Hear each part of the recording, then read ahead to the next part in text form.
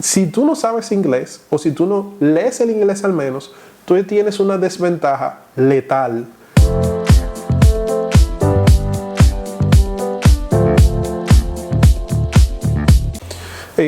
Hace poco decidimos empezar un proyecto con la idea de formar ingenieros y user experience designers dentro de nuestra compañía. La idea es proveer un periodo de tiempo, cerca de 3 meses, donde hicieran un proyecto piloto y luego incrementar la cantidad de responsabilidades que tendrían, al igual de la experiencia. Una parte importante de la responsabilidad de la gerencia, en este caso CodeTiger, es proveerle un ambiente donde puedan aprender lo más posible. Pero yo he notado algunas cosas que pueden ser interesantes y que tal vez puedan ayudar a, de alguna manera, hacer más fácil para ustedes el conseguir un trabajo. Y la primera cosa es que en el proceso de revisar los múltiples currículums que me enviaron, los múltiples emails y las conversaciones, esto es algo muy importante que yo creo que les puede ser útil en toda la vida. Y es que si muy bien ustedes quieren un trabajo y quieren una pasantía, la relación que existe entre un empleado y un trabajador no es de un solo lado. Es decir, cuando tú entras en esta relación, el empleador debe de recibir algo a cambio. Y cuando yo me evalúo, cuando estoy buscando un cliente o estoy negociando algún contrato, es muy importante que tú estés claro que tú ofreces de valor a la compañía. Y en muchos casos, cuando yo he revisado los CVs o la información que me proveen, mucho de la respuesta que posiblemente yo vea al verlo es que las personas no necesariamente me ofrecen algo. No significa que no tengan algo que ofrecer, significa que no han pensado con claridad cuál es la ventaja que ellos me ofrecen a mí como negocio. Entonces, lo primero es que cuando tú envías un currículum, un CV, tú debes de estar claro de qué tú le ofreces a esa compañía que te hace valioso para ella. Si tú no puedes definir eso con claridad, eso puede ser bien peligroso. Lo otro es que tal vez la actitud número uno cuando tú estás empezando, que puede hacer la diferencia entre que te contraten o no, es tu capacidad de tener iniciativa. ¿A qué me refiero? Hay muchas personas que han tomado un curso o que se han graduado de ingeniería en sistemas o que son diseñadores de profesión que tienen dificultad consiguiendo un trabajo. Y una de las principales razones que tú encuentras continuamente es que dicen que no han tenido la oportunidad de tener un trabajo. Y la realidad es que eso no es cierto. O sea, tú no tienes necesariamente un empleo, pero tienes la oportunidad de conseguir trabajo. Entonces, si yo soy un empleador y una persona desea ser buena en su trabajo, posiblemente ella no necesita tener un empleo para ser bueno. Él va a practicar, va a buscar información, va a leer, posiblemente va a aprender sobre tal o cual framework, posiblemente tenga una aplicación de prueba que uno pueda ver de cosas que él ha ido aprendiendo. Entonces, si tú tienes la educación y tú no tienes nada para mostrar, es difícil justificar el hecho de que te contraten. Por ejemplo, una de las personas que yo más respeto, porque tiene poco tiempo relativamente, pero al mismo tiempo ha demostrado ser un excelente empleado, junior, alguien que yo conozco, su nombre es él, y él pertenece a otro grupo que yo administro en internet. Yo administro un grupo de user experience, y una de las cosas que me llamó la atención es que él se unió al grupo, yo no lo conocía, y él empezó a publicar retos que él estaba haciendo. Hay un reto de diseño donde tú tienes que diseñar una interfaz durante 30 días. Y él empezó a diseñar la interfaz y a publicarlo. Fíjense que nadie lo contrató, él estaba simplemente aprendiendo, no necesariamente tenía trabajo. Y una de las primeras cosas que ocurrió es que dijo, wow, pero mira, él está dedicando tiempo a aprender. Y me dio curiosidad y le pregunté con respecto a su experiencia, qué estaba haciendo, y fue alguien con quien yo quería trabajar. La realidad es que por cosas de mi compañía, en ese momento yo no pude contratar el pero yo pude recomendarlo. Un amigo me estaba diciendo que necesitaba un diseñador y yo inmediatamente empecé en el porque al final de cuentas yo no lo quería necesariamente solo como mi empleado, sino que yo quería lo mejor para él. Entonces yo lo pude recomendar y él ahora mismo es un excelente diseñador donde está trabajando. Ahora, ¿Cuál es la principal razón por la cual yo elegí? Ya estaba diseñando antes de que yo necesitara contratarlo. Entonces, si tú necesitas una persona para empezar a aprender, ya de por sí tú demuestras que tú no tienes iniciativa y que posiblemente haya que hacerte mucho hand holding, o sea que hay que agarrarte de la mano y llevarte por todo el proceso porque tú no estás aprendiendo por ti solo.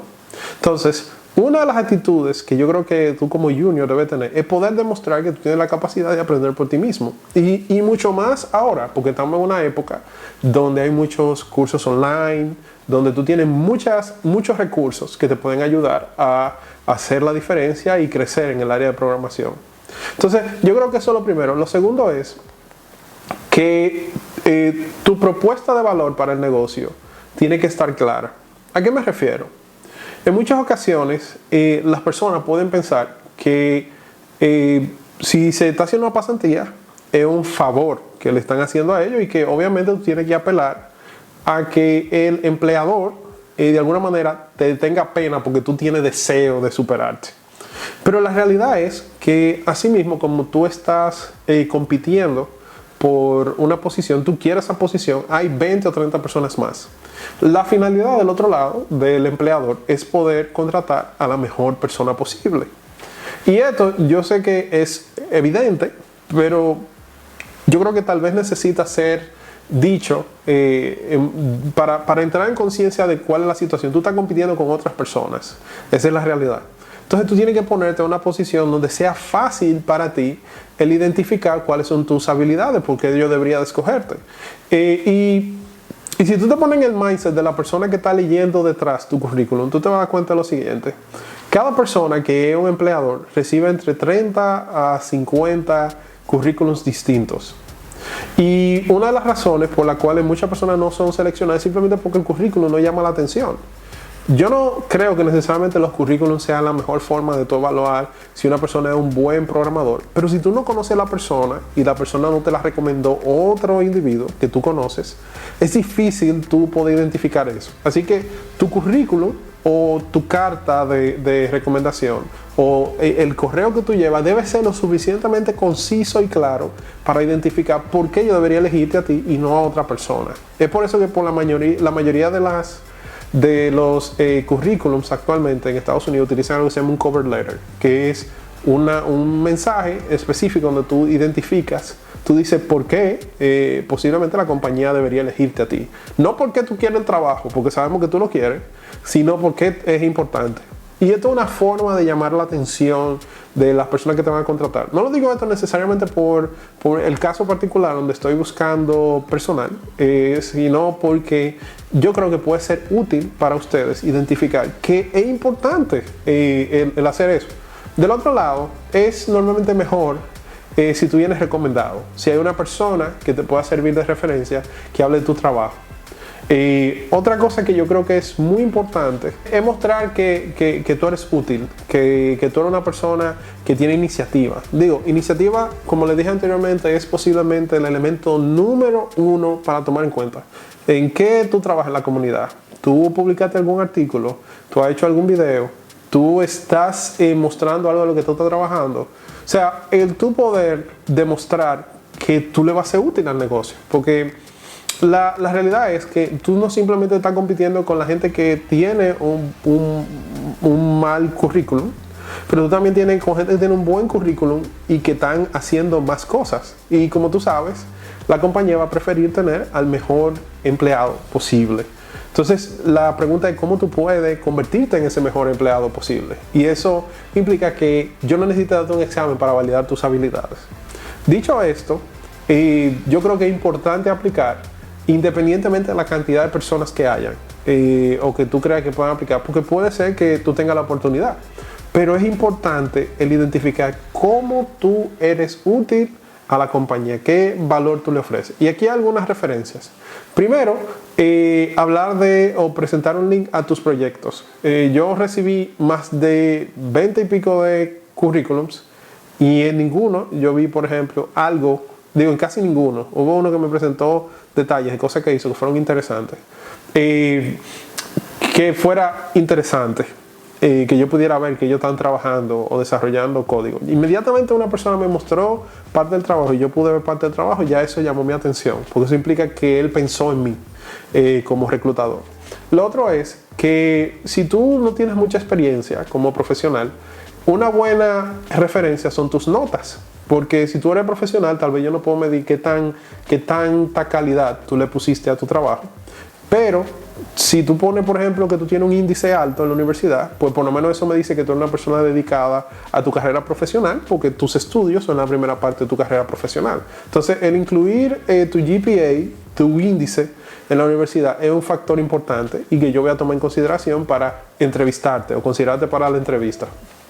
El otro punto interesante es que si tú hiciste un curso básico de programación en Python, es bueno que tú sepas que las herramientas y los lenguajes de programación, por ejemplo, para mí no son tan relevantes como la capacidad de resolver problemas. Y esto es algo que yo le comento y le comparto a la mayoría de la gente que está aplicando, y es que en nuestra compañía en particular tenemos la filosofía de que posiblemente tú no sepas Python. Así que tú saber Python no es como un deal breaker. Esto no va a ser un problema. Ahora, el saber inglés, y cuando me refiero no solamente a saber inglés, sino leer y entender el inglés.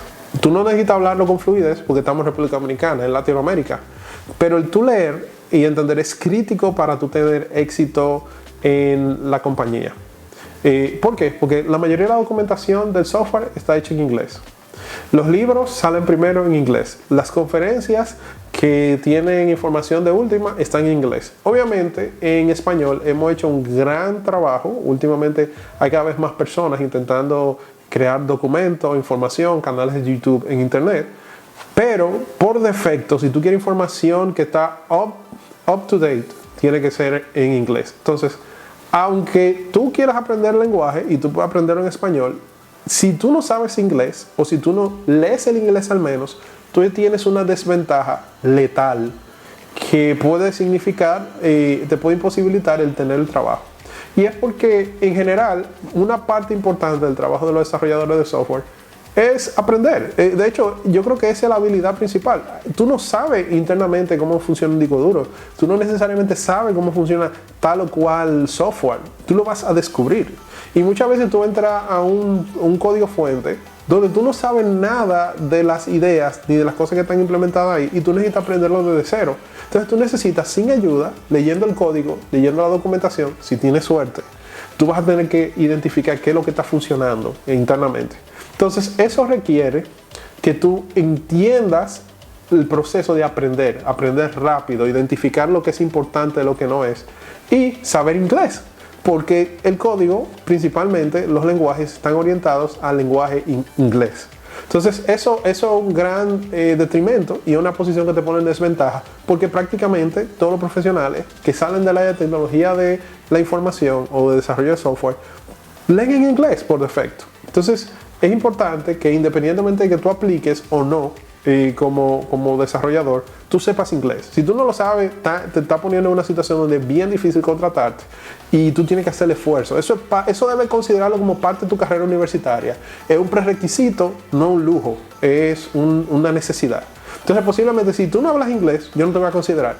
O sea, tú no tienes que hablarlo perfectamente, pero si tú no puedes leer la documentación y si tú no puedes escribirlo, pues no te voy a considerar, porque los cursos que te puedo pagar, las cosas que te puedo indicar, los libros que puedo comprar para formarte, tú no lo vas a poder leer, no lo vas a poder apreciar.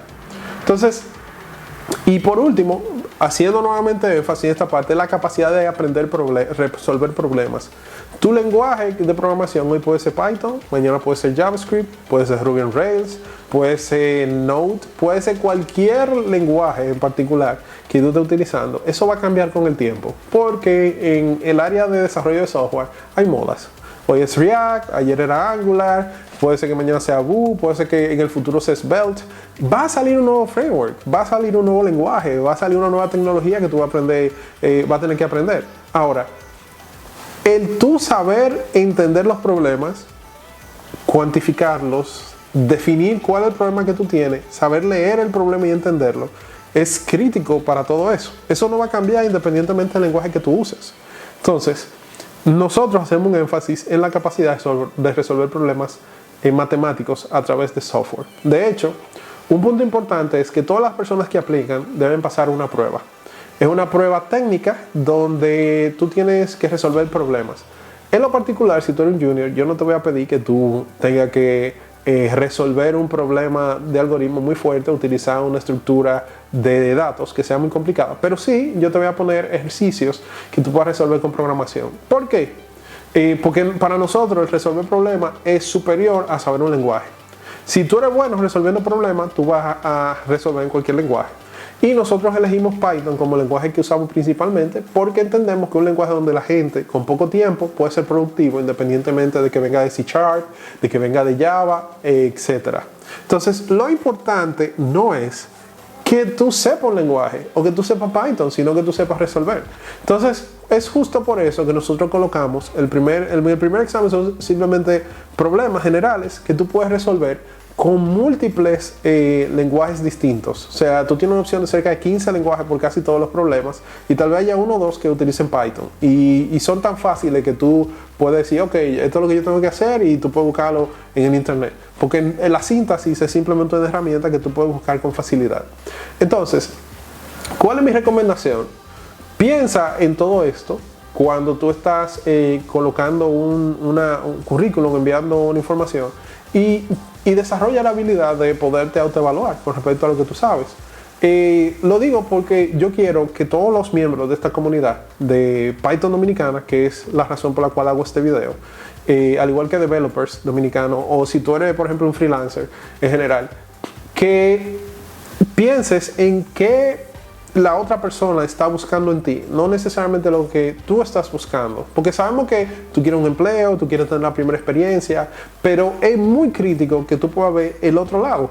El otro lado es que mientras menos tiempo el cliente o dueño en compañía tenga que pasar entrenándote y tú seas más competente, es más fácil que él te aprecie como empleado.